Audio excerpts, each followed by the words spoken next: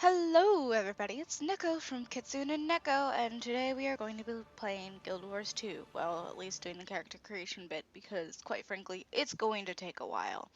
There are 5 races and 3, 6, like almost 9. There's like 8 playable classes that, unless you get Heart of Thorns, which is the newest expansion pack that is out and coming out, then it's 9 total classes. But um, for now, I'm just going to be going through with probably just one of the customizations. I might go through the others, but probably not. Um, so there is a male and female for all of these classes, even though, or races, even though they start and the starting screen of creating your character with a certain gender for each one. But as you can tell, it looks like it's, hand painted, and you'll get a lot of that throughout this game. It's really, really amazing. Guild Wars 2 has just recently been released to be free to play. With the free to play, I believe you have 3 character slots, versus if you buy the actual Guild Wars 2 copy, which I had before they did that, um, then you have like 5, and then of course there's that one class that is only available if you get that extra expansion pack. Let's start with the races. Char. The Char race was forged in the merciless crucible of war. It is all they know. War defines them, and their quest for dominion drives them ever onward. The weakling and the fool have no place among the Char. Victory is all that matters, and it must be achieved by any means and at any cost. Human. Humans have lost their homeland, their security, their former glory. Even their gods have withdrawn, and yet the human spirit remains unshaken. These brave defenders of Kryda continue to fight with every ounce of their strength. Norn.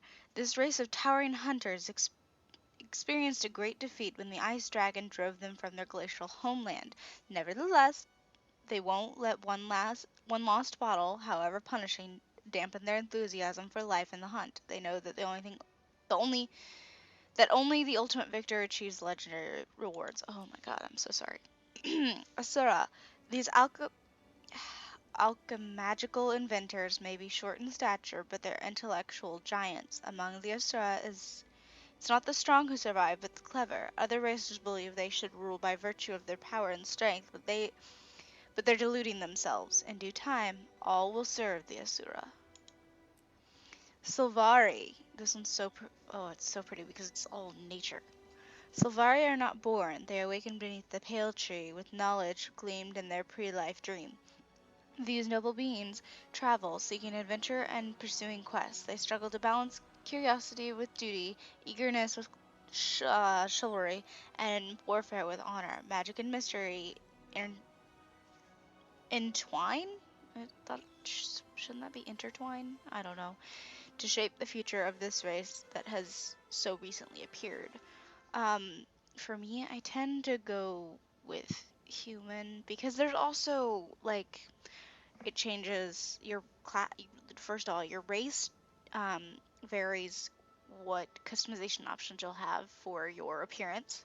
It will range your story customization because it does go down to connect you have your own story as well as the open world constant changing events. So um, for me, I'm used to human. Um, I don't know. Now the classes. I will not be able to read you Revenant because that is exclusive for the expansion pack that I do not have because I do not want to spend more money on it just to unlock that and a few extra things. But here we are. You have Mesmer, Elementalist, Necromancer, those are all light armor. Engineer, Thief, Ranger, those are all medium, like leathers. Warrior, Garden, and Revenant are all your heavy armors. Let's go on. Mesmer. Mesmers are Masteros of Mirage. They weave mental magic that confounds, controls, or invokes emotion into their enemies. With a wave of the hand, they can shatter their own illusions and produce even greater special effects. Mesmers wear light armor. Um, the Mesmers remind me of New Orleans. They really do, because all of that magic and the mystery and the beauty, and obviously you can see the masks on the screen. That's what that reminds me of. I have not actually played them, um, because I hear they're pretty difficult, but I might do that today. Elementalist. Elementalists have harnessed Tyrio's natural forces. Their powers of destruction are drawn from an affinity with the four elements that make up the world. They conjure air, fire, earth, or water to assault their enemies. Elementalists wear light armor. Necromancer. Necromancers are master of dark arts. They summon the dead to fight for them, channel blood energy, and rend their enemies' souls. Necromancers draw life force and use it to strengthen or heal themselves and others. Also light armor. Engineer. Engineers are technological and alchemical masterminds. They employ turrets, grenades, elixirs, and a variety of other impressive devices and concoctions to overcome their enemies. This reminds me of steampunk.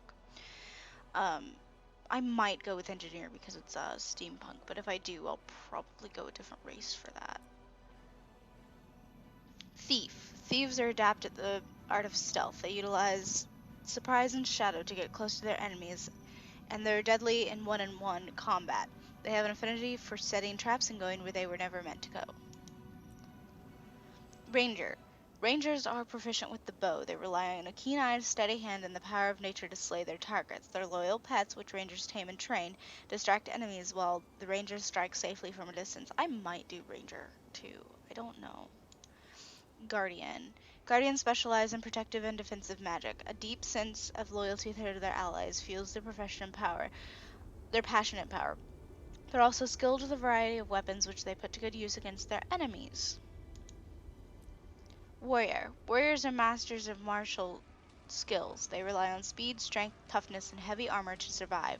They're versatile in combat and benefit from offensive and defensive abilities. Warriors inspire allies and demoralize enemies.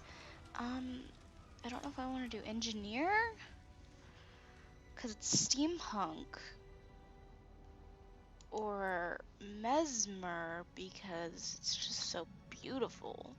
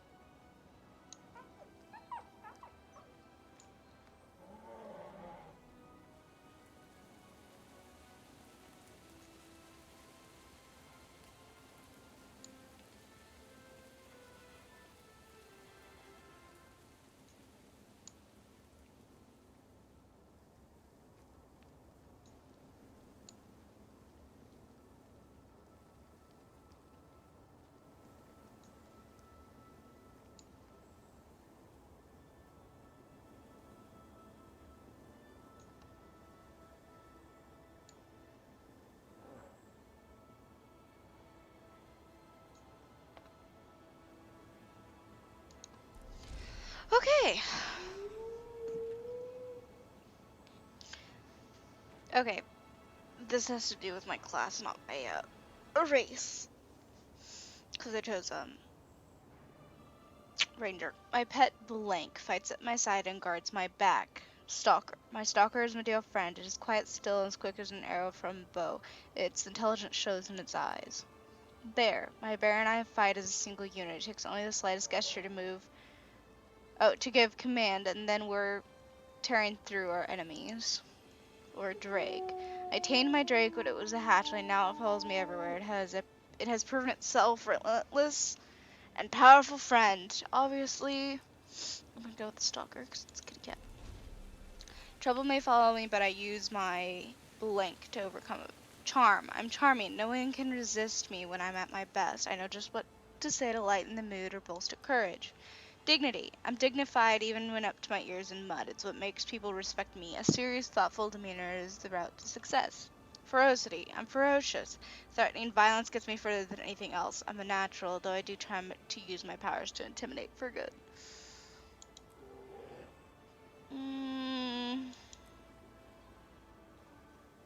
Probably that.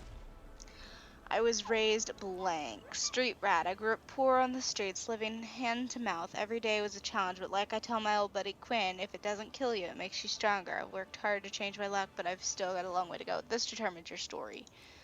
I was raised among the common folk of Divinity's Reach. We're the working class, the cogs that keep the city running. I help out at a tavern owned by my friends Andrew and his daughter Petra. Among the nobility, I grew up among nobles, including my friend Lauren Farron, who can trace their ancestry back to ancient kings. I received an excellent education, am well versed in courtly graces, and understand the responsibility that comes with privilege. I was raised by common folk. Let's just do that. One of my biggest regrets is unknown parents. When I was an infant, I was abandoned at an orphanage. A kind couple adopted me and became my family. However, I always wondered about my birth parents. Dead sister. My sister was a seraph. Centaurs killed her while she was out on patrol. They never recovered her body, and it has always bothered me. Missed opportunity. When I was young, I had the opportunity to perform in the circus, but I turned it down. To this day, I'm sorry I didn't leap at the chance. We'll go with the circus or sister. We'll go with sister. Everyone said I was blessed by Blank when I was young. These are the 7 human gods. Duena, the goddess of healing, air, and life, is the even-tempered leader of the old gods. She is often depicted as young, tall, and slender, rising into the air on immersed feathery wings. Grenth. Grenth is the god of darkness, ice, and death. His acolytes know the veil between worlds is thin. Death does not frighten me. Even the darkest nights give me comfort because Grenth watch over me. Balthazar, the god of war, fire, and challenge, oversees the battle arena. He gifts those who have a knack for combat, strategy, and skill with weapons. I have trained hard to honor. Melandru. Melandru, the goddess of nature, earth, and growth, can be found in every harvest and every flower. She smiles upon those, like me, who have an affinity with animals. I am a follower of her. Lissa wears many masks. She is the dual-faced goddess of beauty, water, and illusion. She is the patron of the most attractive and graceful among us. Her blessings have touched me all my life. Cormor is the goddess of order, spirit, and truth. She was once mortal like me. She inspires me every day to find greater courage, to seek righteous heart, mind, and action. I'm gonna do this because I'm going with a nature-y thing. And now, oops.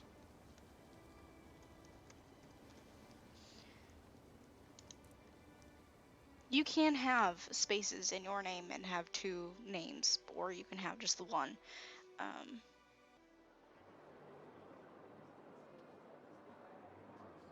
The human race once ruled Tyria.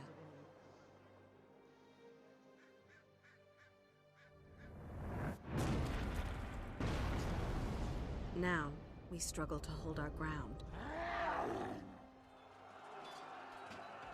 We've been defeated, driven back, and broken.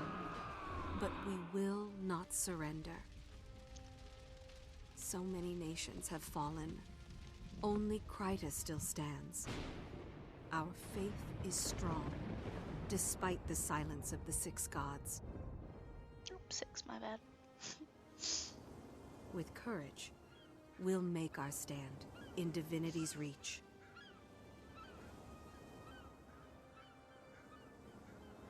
The city is my home. I was born to common folk, just one among many. My friends and I don't seek attention or glory. It's hard enough making ends meet. But I believe we can still shape a brighter world out of the ashes of the past. Today, I stepped outside of divinity's reach to see the world. But when I arrived in Shaymore, the town was under siege by centaurs. Innocent villagers are in danger. Someone has to help. We can't go on living our lives in fear. I have to fight. I have to make a stand. This is my story.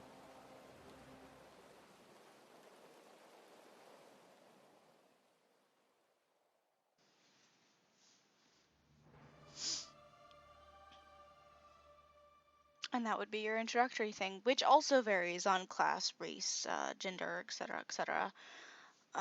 And your choices when creating the backstory after you've done your appearance.